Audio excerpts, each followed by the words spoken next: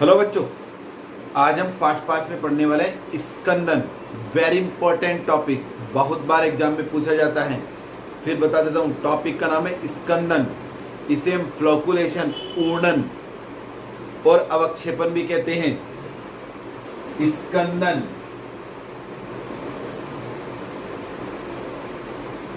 या ऊर्णन या अवक्षेपण, ये कुछ नाम है इसके। कोगुलेशन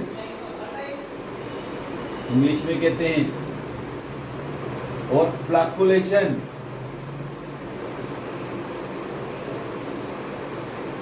और प्रेसिपिटेशन।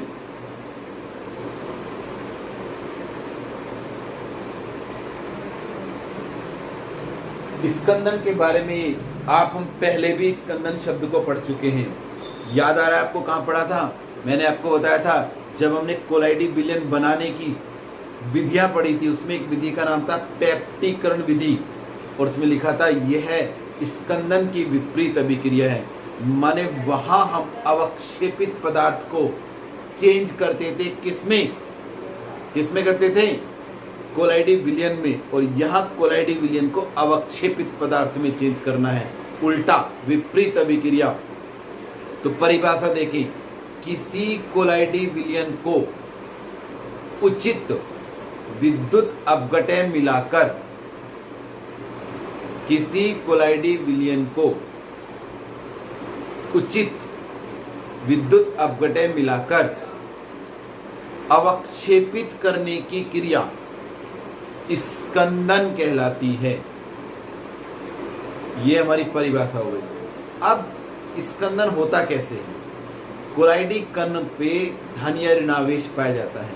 यदि इनका यह आवेश समाप्त हो जाए तो कोलाइडी कण उदासीन होकर नीचे बैठ जाएंगे और अवक्षेप बन जाएगा और कोलाइडी विलयन अवक्षेपित हो जाएगा। इन कोलाइडी कणों को हम किस प्रकार से उदासीन कर सकते हैं? उदासीन करने का तरीका अर्थात स्कंदन करने का तरीका। तो स्कंदन करने के तरीके क्या हैं? पहला तरीका, इसके अंदर ऐसा विद्युत अपघटय मिलाओ जिसमें क्या हो? जिसमें विपरीत आवेश वाला विद्युत अपघटय हो, विपरीत आवेश वाले आयन हो। तो हमने आपको क्या बताया? किसी कोलाइडी विलयन में उचित विद्युत अपघटय मिलाकर, उचित का तात्पर्य है विपरीत आवेश वाला, उचित विद्युत अपघटय मिलाकर कोलाइडी विलयन को अवक्षेपित करने की क्रिया स्कंदन कहलाती है। जैसे एग्जाम्पल देखेंगे इसके बाद, ferric hydroxide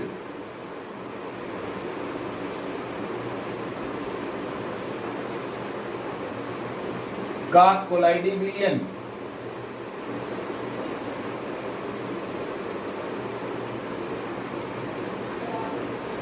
sodium phosphate Na3PO4 sodium phosphate मिलाने पर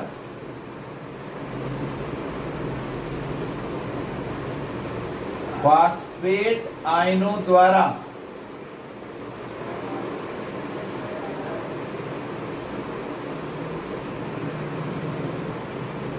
अवक्षेपित हो जाता है, स्कंदित हो जाता है।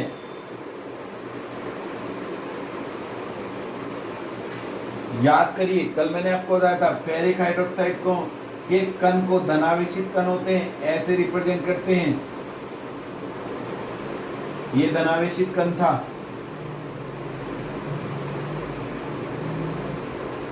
इसमें हमने डाला क्या? सोडियम फास्फेट, जिससे मिलेंगे फास्फेट आयन।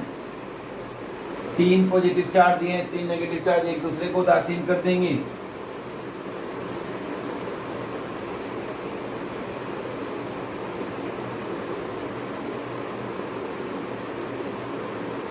इसे कहेंगे अवक्षेपित कण या स्कंदित कण।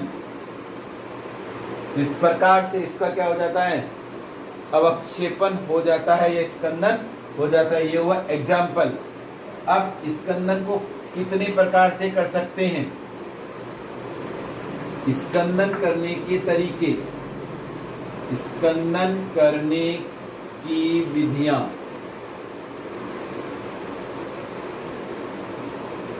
पहली विधि, विपरीत आवेश वाले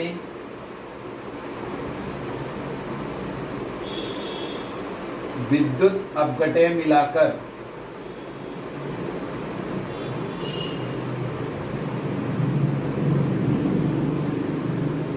क्या होगा? विपरीत आवेश वाले मिलाने से उदासीन हो जाएगा और उदासीन होकर कणों पर गुरुत्वाकर्षण के कारण कण नीचे की ओर बैठ जाएंगे। दूसरा, दो विपरीत आवेश वाले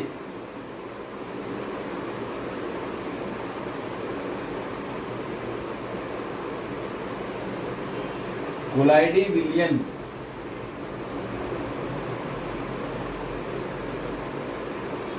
परस्पर मिलाकर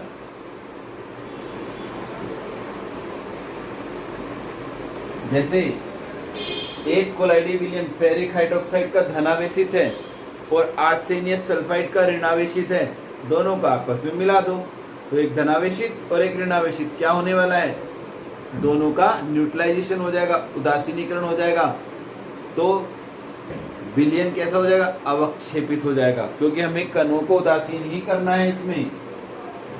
तीसरा तरीका, हिलाकर। जब हम किसी कोलाइडी विलयन को तेजी से हिलाते हैं तो हिलाने से भी उसके कणों का आवेश कम हो जाता है और स्कंदन हो जाता है। चौथा तरीका है पूर्ण अपोहन करके। याद करिए, आपको हमने बताया था अपोहन में विद्युत अपघटय की अशुद्धि को दूर किया जाता है और जो आवेश होता है कोलाइडी कणों पर वो विद्युत अपघटय के कारण होता है। और यदि हमने पूर्ण अपोहन कर दिया, मैंने पूरा विद्युत अपघटय बाहर निकाल दिया तो आवेश भी समाप्त हो जाएगा और आवेश समाप्त हो गया तो क्या होगा? स्कंदन हो जाएगा। पांचवा तरीका है स्कंदन करने का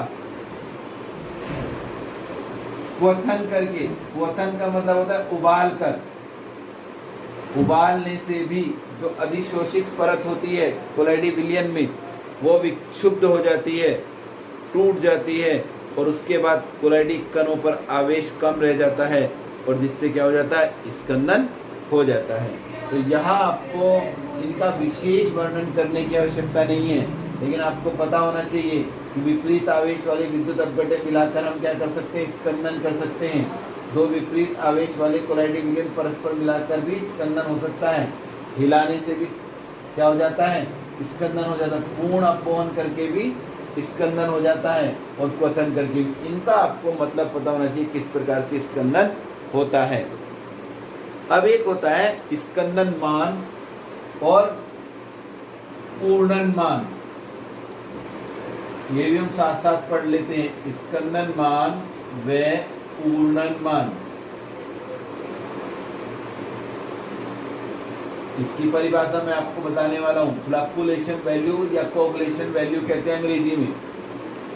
किसी कोलाइडी विलयन के 1 लीटर को अवक्षेपित करने के लिए विद्युत अपघटय के जितने मिलीमोल की आवश्यकता होती है, मिलीमोल की आवश्यकता होती है, वह उसकी पूर्णन मान ये स्कंदन मान कहलाता है। जैसे आर्सेनियस सल्फाइड AS2S3 के 1 लीटर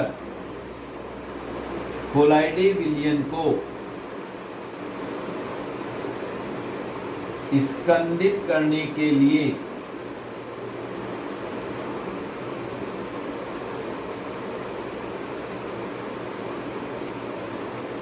52 मिलीमोल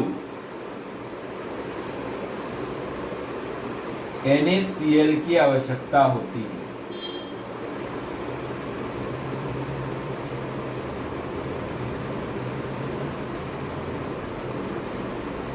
ठीक है, तो विद्युत अपघटय की जितनी मिलीमोल की आवश्यकता पड़ती है, किस लिए, उसका स्कंदन करने के लिए 1 लीटर विलयन का, वो उसका क्या कहलाती है, स्कंदन मान कहलाती है। तो आज हमने 2 चीजें पढ़ी, स्कंदन और स्कंदन मान। इसी स्कंदन के ऊपर एक नियम बन जाता है जिसे कहते हैं हार्डी-सुलजे नियम।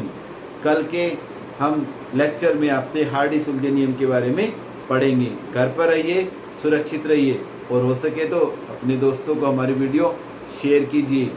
Thank you.